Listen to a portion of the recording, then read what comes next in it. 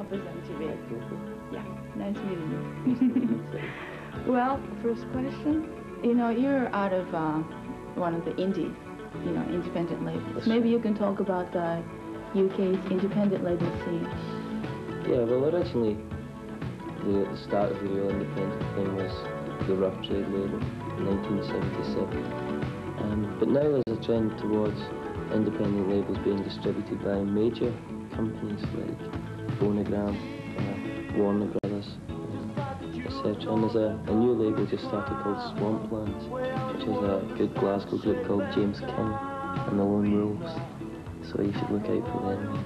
Do you remember the first day you ever been to London? Yeah, I do.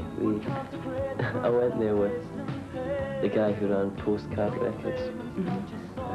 We went down because I wanted to buy a jazz guitar, and I couldn't find one in Scotland. Oh, God. This was before the days of Lloyd Cole. So we went to London and managed to wire the money from Rough Trade Records and went off and bought a lovely jazz guitar. Good. So that was like a real high point for the first time. Yeah. And I liked London so much that I moved down there and was signed to Rough Trade, and I've lived there ever since, like 3.5 years or so. Oh, so you like the city now? Yeah. Yeah, but you got to keep on going back and forth. Remember where you came from and stuff, right? Yeah, I can see my parents and my family. Right, yeah, they're still back in Glasgow. Yeah, let's go back. Say hello from Japan. No. Hi, Mom. Yeah, they're in Japan. Yeah, that's right. Mr. Mark Knopfler from Dire Straits, who produced your album. How did that come about? Well, I didn't really know who I wanted to produce the album. And we were thinking about different people like Clive Lyon, Alman Stanley.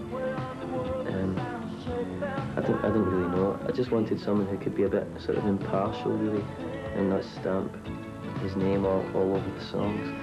And I heard the stuff that Mark did with Bob Dylan on Infidels. And I really liked it. I thought he gave Dylan quite an edge that he'd been lacking for a while. So he's just a very musical person. Of course, the main thing is that he's a great guitarist. Right, You know. yeah. And in the studio, what did you find? We went into a cupboard and found Eric Clapton's guitars.